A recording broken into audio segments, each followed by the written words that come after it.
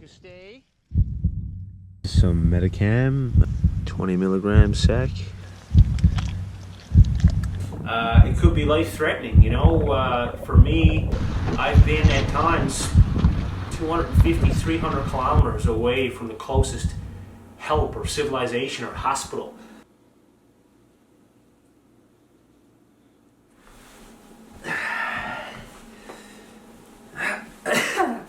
Zach, what are you doing? What are you doing? What are you doing? Sit down.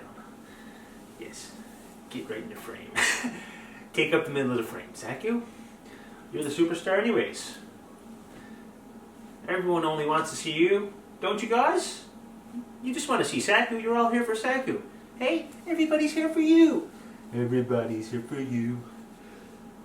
Okay. Freeze.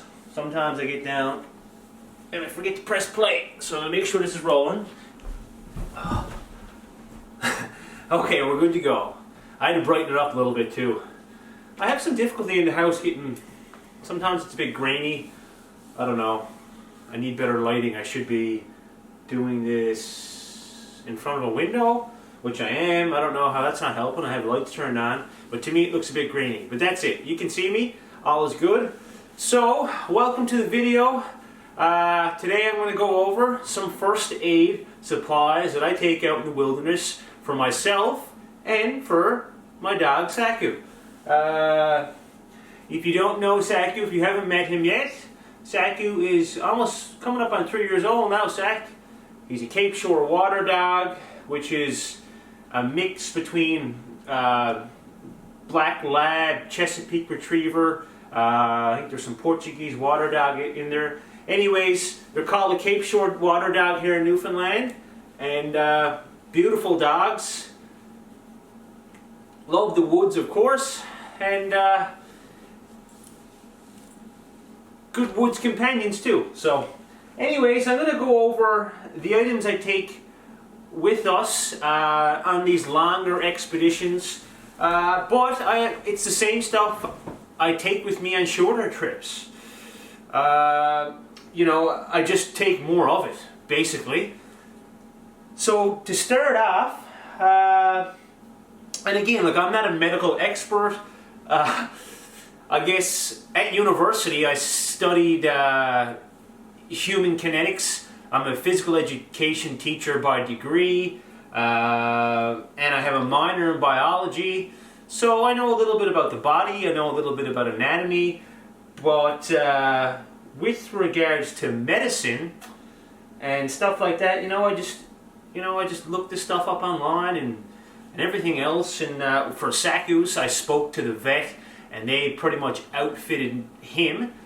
So that's it. This is not the best first aid kit there is. It's definitely not the worst one, but it works for me. So I'm going to show you what I take, or most of it, because some of the items I've ran out of, I think.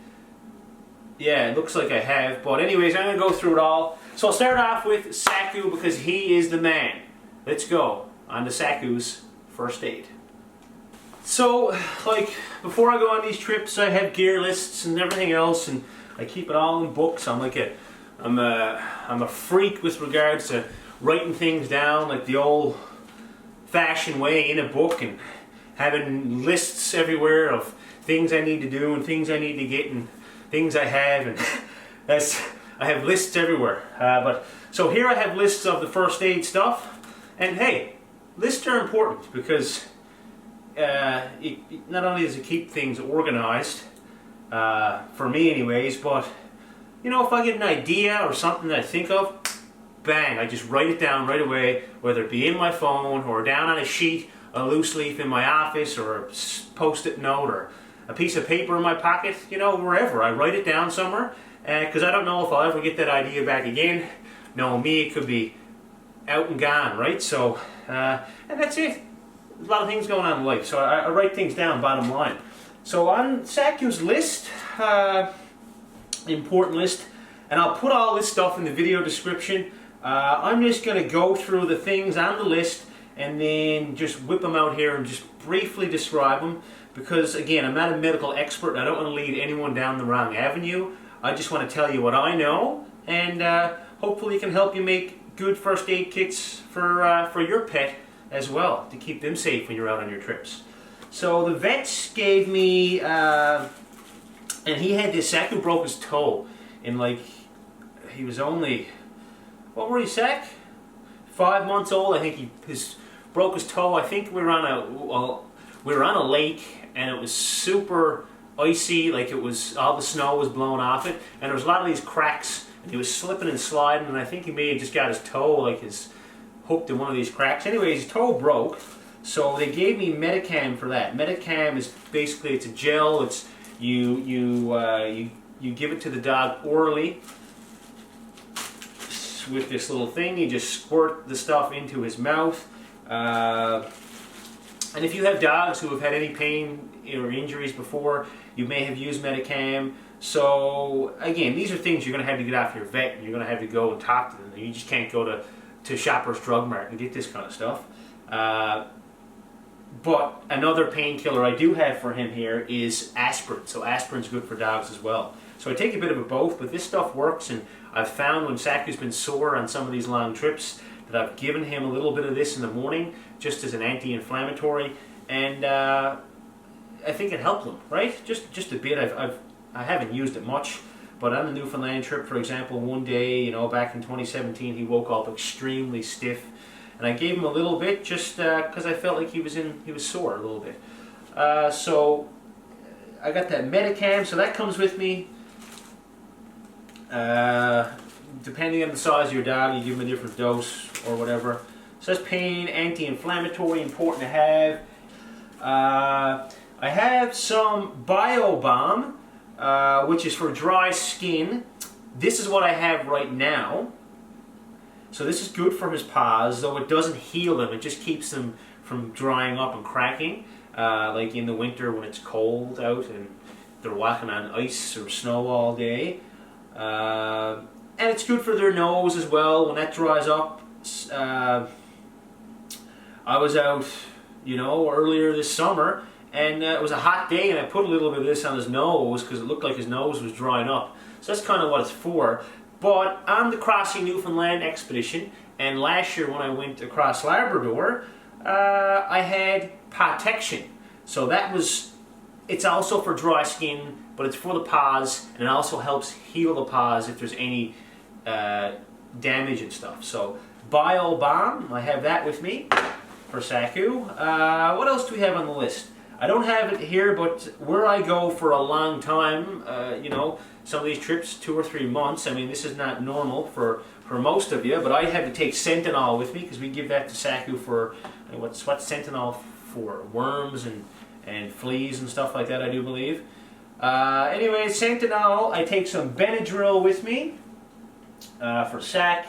Benadryl is here. And I've only given one of these to Saku ever, and it was in like the last 4 days. I'm spitting everywhere. Sorry about that. Teeth are out. See, it's the gaping hole again. Got nothing to stop that spit from flicking out. Sorry if that's gross. I'm very sorry. But yeah, no, the Benadryl on the Newfoundland trip last few days. It was the only time I've ever seen his eyes swell up. Anyways, he took a few fly bites, so I gave him some Benadryl then. But basically, Benadryl is just, for a reaction, like getting bit by a fly. And it can also be used, because it's not really a sedative, but it does relax him a little bit. So, if you need to get in at your dog to do anything, Benadryl can be used somewhat to relax them, but it's not a sedative. Mostly for allergy issues. So I got some vet wrap, just in case he had, he hurt his leg, his knee or something was sore or whatever. This is just a bit of a support wrap, or he could have had a big cut, and maybe I want to, put polysporin, which I also have, on the wound for healing properties and for antibacterial, and then I can put the gauze around that, and then I can use this compression wrap to keep it all protected. and again, also could use it for pull and strain muscles and stuff like that. But I've never had to use. I've never used it. I've had that for like 3 years. Knock on wood. So I had some of that compression wrap. I had some stuff is, you know, I kind of killed 2 birds with 1 stone. So like for example, gauze. I take gauze, but that works for both of us, right? And I normally have the non-stick stuff. Telfa non-stick gauze. Telfa, T-E-L-F-A. Not sure where I got it. But I do have a fair amount of that.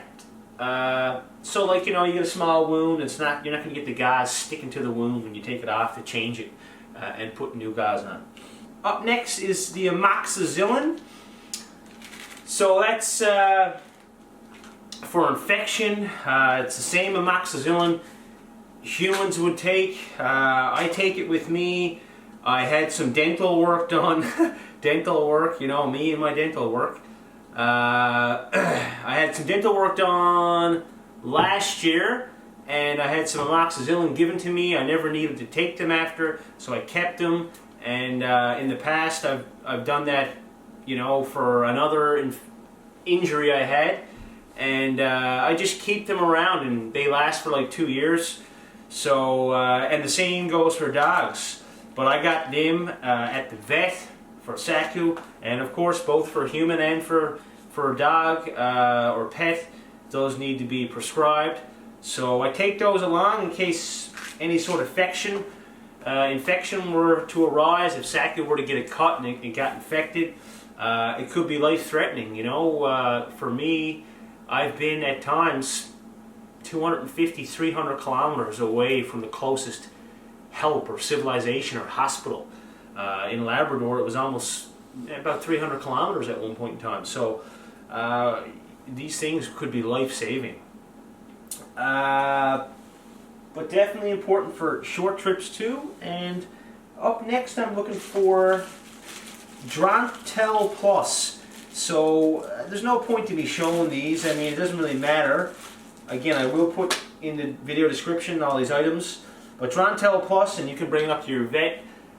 That's a pill that's taken for worms. So if Saku were to go eat something in the woods or whatever, and the vet told me to, you know, check his poop every so often, and if I were to see worms, I'd have to give him the Drontel Plus, and it's basically 2 pills at once, and that's supposed to kill the worm.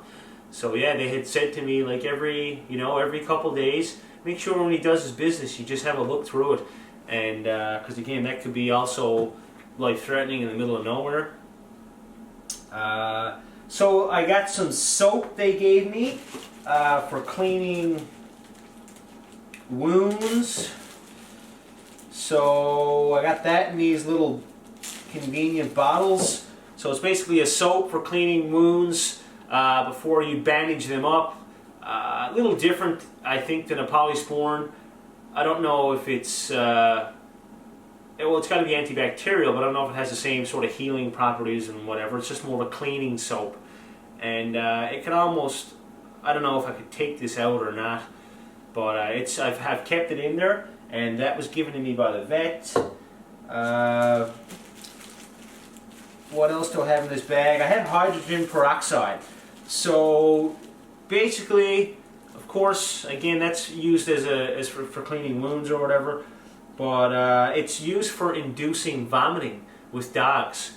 So I've heard people give it to their dogs straight up, you know, a couple tablespoons or teaspoons or whatever. But right here, I had for 1 teaspoon, I know per 10 pounds of dog, you give 1 teaspoon of hydrogen peroxide. So 1 teaspoon per, and that's straight up hydrogen peroxide for 10 pounds. So Saku being 70 pounds, I'd have to give him 7 teaspoons roughly, and that would induce vomiting if he were to eat something that I didn't want him to eat, you know what I mean? Something crazy, like God knows. He could be choking or something.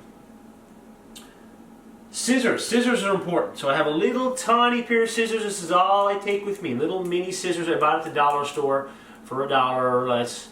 And they're good for everything. I have a soft muzzle. So, I mean, I can, generally I can cut Saku's nails pretty well. I need to have treats here, if not he gets upset and he even growls at me sometimes. He's not a big fan of it. So if I ever were to get in the situation, and now I'm noticing this is missing a buckle. Strange. Anyways, that's no good. It's missing a buckle. So if he were to get in a situation, like if he had a real bad cut, like a bad cut, I'm talking, I have suture kits, stitching kits, that was given to me by a doctor, and if I had to stitch him up, I mean, there's no way I'm going to be able to get in and do anything around him without him just freaking out. So I take the muzzle just in case I had to get in and do something and Saku started to get, you know, upset and didn't like it, because I don't have anything to sedate him. Reason being that the vet recommended me not to give him any actual sedatives to put him asleep. Far from help, because, you know, all pets react to them differently. And if something goes wrong, again, I'm a long ways from help, so they wouldn't give those to me. So that's what the Benadryl kind of has a mild sedative effect, but nothing to that extent. So if there was a major cut or something, I just had to relax Saku the best I could and muzzle him up. So, you know, I don't think he'd be too happy if I had to put a needle and thread through him to stitch him if a cut was that bad. Or, you know, maybe he got into a porcupine. And that's, I always have pliers with me to get out porcupine quills. But if he got into a porcupine and he had quills stuck in him somewhere, I mean, again, I got to get in there and get those out, because they can cause infection quick and cause a lot of harm. So that's why I take the muzzle with me. I usually have a little bit of plastic wrap, like a saran wrap. I don't have it here now, but that would kind of go over any of this wrap, or if you would put gauze on, because of course we're on the move throughout the day. Like if I have something, most of the things I'm wearing are covered in clothing, other than like my hands and stuff like that. But for Saku, everything's exposed, and his fur is going to get wet, or his bandage. So the vet said to get some saran plastic wrap to wrap around the bandage and stick it on, and that will keep it somewhat waterproof. So I found that interesting. Yep. Cornstarch. So I've been going through, I should slide over these items as I go over them. Cornstarch. Oh, that's Saku's amoxicillin right there. It's all good. This is sodium off task here now. This is hydrogen peroxide. So the cornstarch is just for if you were to cut Saku's quick. So I didn't take nail clippers with me on the Newfoundland trip, because we're on the move all day long. Like his nails were just kind of wearing down naturally, being on all the different terrains and rocks and dirt and sand and moss and everything else. And you know what? I don't think I took them on the Labrador trip with me either. So to be honest with you, I don't really know why I took cornstarch to thicken my soup, but that was the purpose of it. Was to, if I were to cut his nails and cut them too short, you use cornstarch, and it's used as it's like a little blood clotting agent. So by rights, as a human too, you can also use cornstarch as a blood clotting agent if you were to have a bad cut. But yeah, but I still had a little bit there with me. That's it. Now this is the first time I went through all this stuff in a while, so God knows what's in there, but it should only be the normal things I take with me. But that's it for Saku. I mean, other than that, there's not a whole lot he really needs. So I have, oh yeah, there's no ticks in Newfoundland. Some ticks have came in on like livestock and like fruit and things, I believe, on the west coast of the island. Like, but there's no actual population of ticks. It's nothing we have to worry about.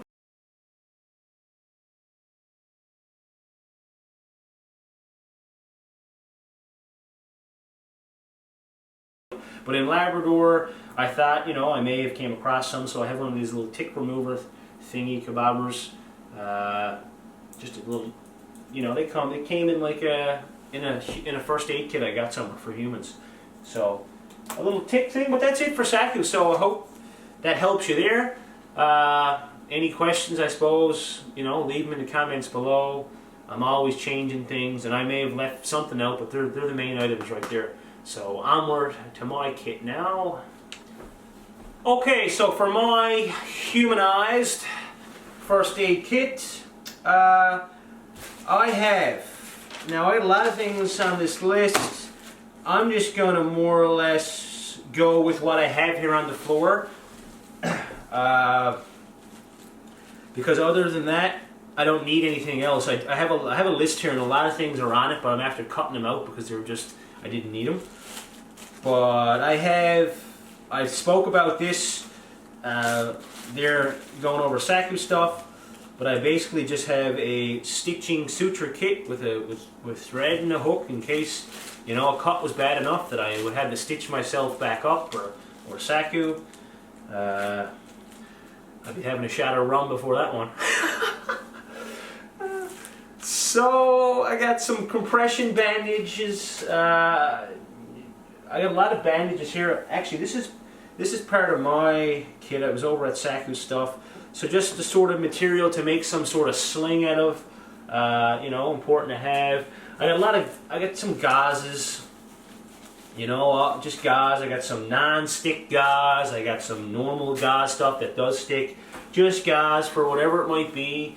Like, you know, blisters or cuts or whatever. Speaking of blisters, and you know, I've done a lot of going, and I don't know what it is. I think when I was younger, like, you know, right now I'm 31. So, you know, 15 years ago I was working like a landscaping job, out cutting grass and all this stuff. I actually used to work in a cemetery, believe it or not. So I was cutting a lot of grass. I was always in work boots, bottom line, day in, day out. And then I ran my own lawn care and landscaping business with a good friend of mine, a great friend, for a few years in my early 20s. So I spent a lot of time in work boots just all day long, and I think it's kind of hard on my feet because, you know, on my, just looking at the longer trips I've done, because it's a good thing to go by, on the Newfoundland trip, you know, 68 days, I had one blister, and you all seen that in the video. It stuck around for a while. But it was in episode 1, and I had it on I got the blister on day 2 because I just had a heavy pack, and I was walking on the pavement and stuff to get to the start of the woods I was going into. And walking on that hard pavement, it's not good. You'd rather be walking in the moss, you know. Anyway, so I got a blister then. That's the only time. In Labrador last year, I was up there for 83 days. Like I went 1,000 kilometers across Labrador and into northern Quebec until winter came and stopped us dead in our tracks. Everything froze up. So, but on that trip I didn't get one blister, not one the entire time. And I had some pretty crazy portages and everything else. But what I take for blisters, I'm beating around the bush now because I always do that. Forgive me. But I take just some Dr. Scholl's moleskin. And if you go back, I'll put the link here or wherever it is, episode 1. If you watch that episode, I don't know, 10 minutes in or so, you'll see me doing up a blister. And it's using this stuff. So moleskin, that's all I've ever used for blisters, and it works, so that's all I ever will use. I've seen people use like super glue and everything else, and you know, whatever works for them, but this works for me. Just band-aids. I mean, I take some smaller band-aids, you know, and I take some bigger sized ones, you know, some big size band-aids. Then I take some of these, just a few of these butterfly style band-aids. Maybe, I don't know, get a little cut on my face or something that like is a fair size but not big enough to stitch, just to close it over or whatever. But you know, truth be told, I don't use band-aids very much either. Even when I get cuts, I prefer to use a bit of gauze and use some of this water resistant Nexcare tape. So I tape it up, and I just find, because I find band-aids, I mean, I'm out going through the bush, it's wet, it's dry, hooking in everything, and I just find band-aids come off and they break down everything else, and this stuff stays on. So again, I'll try to put a list of most of this stuff in the video description. Yeah, bandages. I take some, okay, I'll keep going from here to here so I don't get off track. Some of these go in my first aid kit, and this is kind of like a, you know, I wouldn't call it first aid, but it is, I suppose it is. Aquatab. So for, you know, I take a Life Straw water bottle with me on these big trips I've done. So it's basically Life Straw has a bottle with the straw in it, so I can use the bottle for scooping up, and I don't have to be like hanging over a river. I've probably spoke about this before, but I don't need to be like hanging into a lake or river, like trying to have a swig, you know. I could have a big wide mouth cup and fill the cup up and use the Life Straw that way, but I just find the bottle is better. So that's typically what I use, is the Life Straw bottle.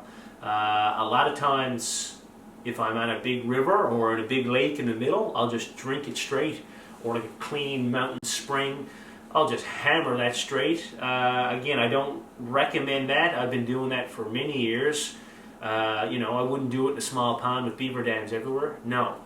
But, or like a lot of loons and, you know, all that kind of stuff. I wouldn't do it in ponds and small lakes and ponds like that, but in the bigger ones, in the running water, I hammer it. And I think that I've developed some sort of, you know, gut bacteria from doing that. I haven't, knock on wood, I haven't had any issues with regards to getting like, you know, beaver fever or whatever. So keep my fingers crossed it all stays well. And a lot of times in the evening I'm always boiling water for coffee and tea and stuff like that. But lately I've been trying the Aquatabs, because my Life Straw froze when I was in Labrador. Like last going off temperatures, there was a day where it was like -28 with the wind chill. So around that time I had left water in the Life Straw. The Life Straw froze, and once it freezes, they say not to use it anymore. I did for I'm bad, but I did after for a few days, but they say it harms the filter. So so I don't have a Life Straw no more. So lately, like when I went on a trek there a couple weeks ago, I just used Aquatabs. So they're not bad. Like per 1 liter of water, you drop 1 tab in there, give it 15-20 minutes, and you got a fresh jug of water to slam back. So I got those in there. I'm going to speed this up now because I can yap. I got Imodium. So Imodium quick dissolve tablets, just if I get bad stomach and, you know, or diarrhea or whatever, and you know, it's, you know, that can dehydrate you. A lot of times it's hard to stay hydrated out there as it is. And if I were to get sick, I don't want anything just dehydrating me like crazy, like if I had a bad stomach and had diarrhea. So I have some Imodium, but knock on wood, never had to take it. I spoke about this in my recent winter video, like getting off the grid. I had a 2-part series, went out for a week. I spoke about, and that's actually why I got the idea to do the first aid kit, is because someone had commented below and said, can you go over your first aid stuff? So thanks for the comments, I appreciate that, and your wish has been answered. So Chito Sam 100, I ordered these on like Amazon.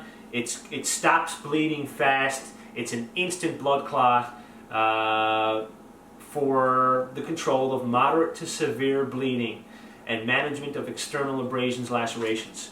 So I did a wilderness first aid CPR course before I went on my big Newfoundland trip a few years back, and the instructor of the course, what was his, I forget his name. Anyways, he had talked about these, and then I was speaking to him after and told him what I was doing, and he said, you should definitely take one of these along. So, yeah, so he had some there, and I actually took one off him, but I had since used it because our husky had cut herself by her foot. Actually, I cut our huskies quick. Maybe it was Saku's. I was doing their nails. Anyways, it was funny, I spoke about cutting quicks earlier. And I cut one of their quicks, like they moved their paw, and I cut the nail way too short. It was bleeding like all afternoon, so I ended up ripping open the previous one I had that was that I bought off this instructor for 20 bucks.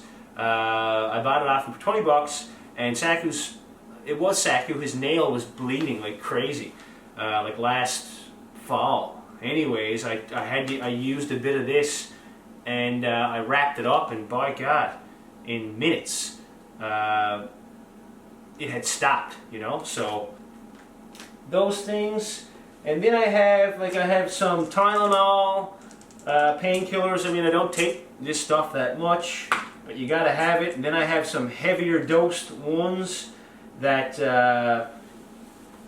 higher dosage of leave. Just, you know, you never know. Little pack of Fisherman's Friends, in case I get, you know, a bit of a flu out there. Something to have. It's the only real, I guess, like cough medicine I have with me. But again, I don't have issues with that too much when I'm out there. Like, it's the best I ever feel when I'm out in the bush for weeks and months on end. Like, my body is like running at peak performance, and I never, again, like, knock on wood, it's my favorite thing to do. I never get sick or anything like that. Very, very, you know, maybe like a congested nose from sitting around too much fire smoke. That's about it. But I have some iodine I take with me for cleaning cuts, and polysporin. I usually have one or the other. This is tincture of iodine, 2.5%, and I have some polysporin, complete control. So good for antibacterial, for cuts. I have used the polysporin a bit on cuts of my own, smaller cuts, and also on Saku's paws when he had a sore paw one time on the Newfoundland trip. It was in the evening time after I put on the PawTection cream. I put on a little polysporin as well too, to increase the healing. I have some burn gels, like some aloe vera and some other burn gel.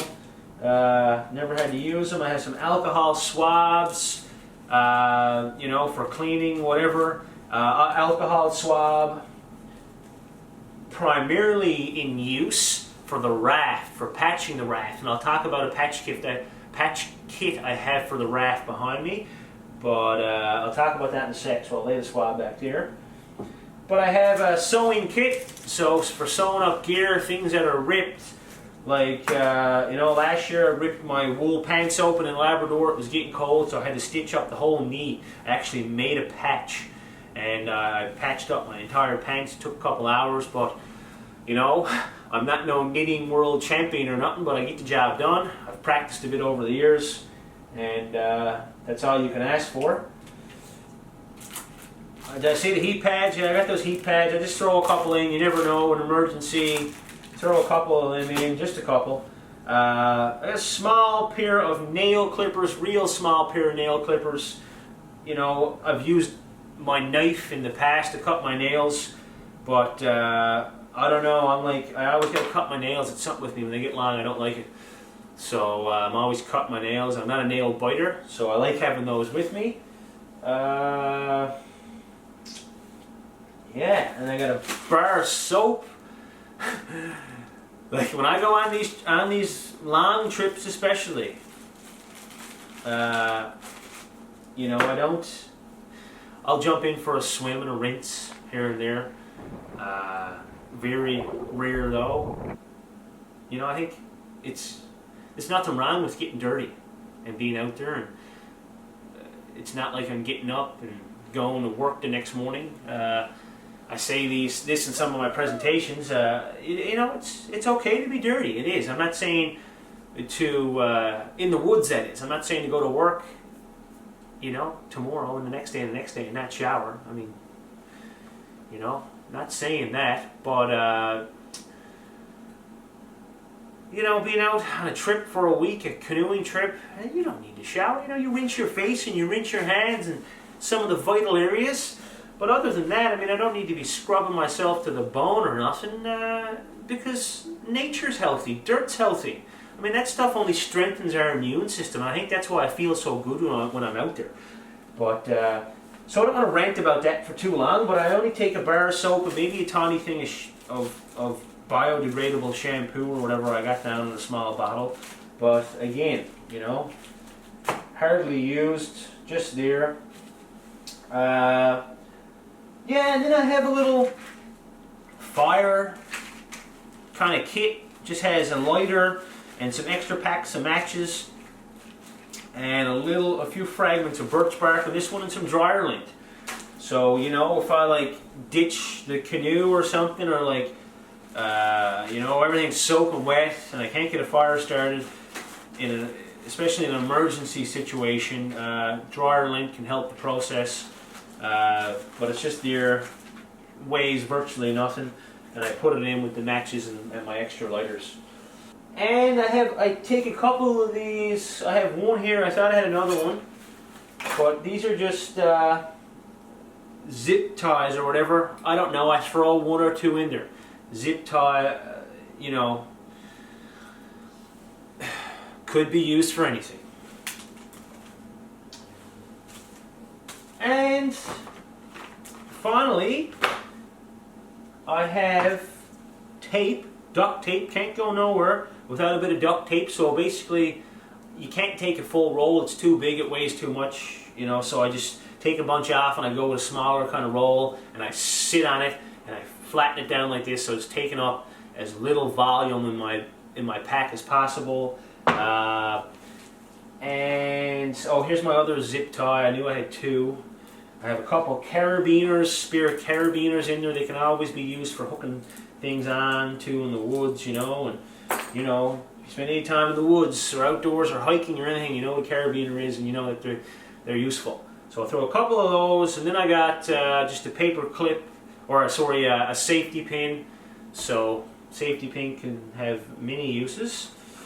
But yeah, and then the last thing in my little first aid kit is a patch kit for the raft, and that consists of alcohol swab,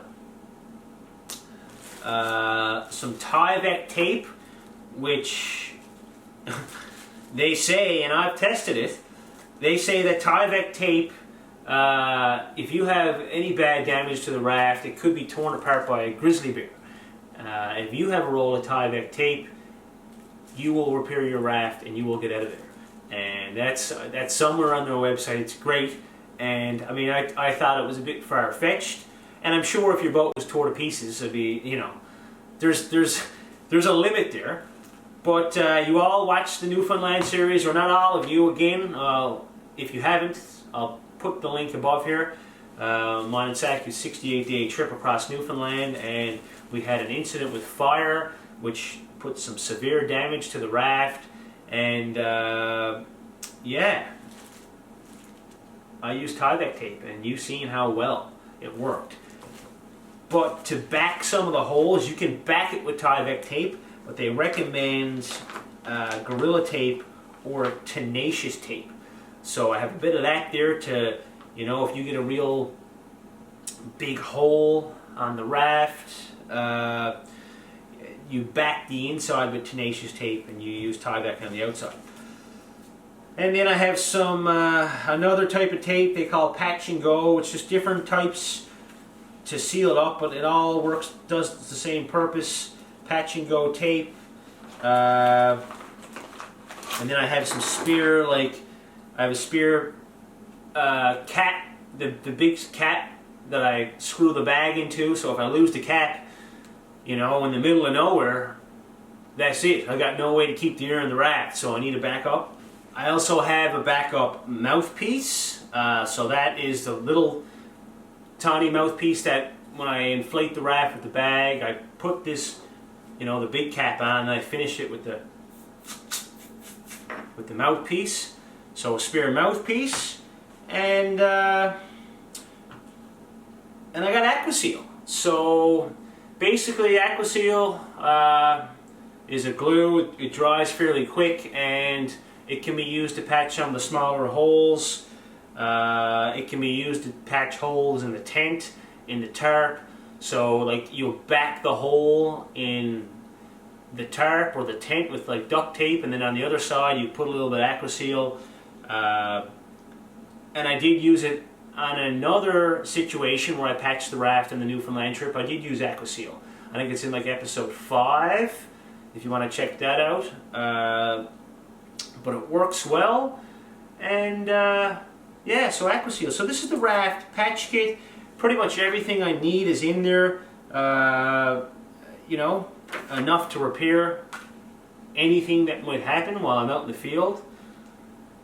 So that's about it. I think I've gone over everything.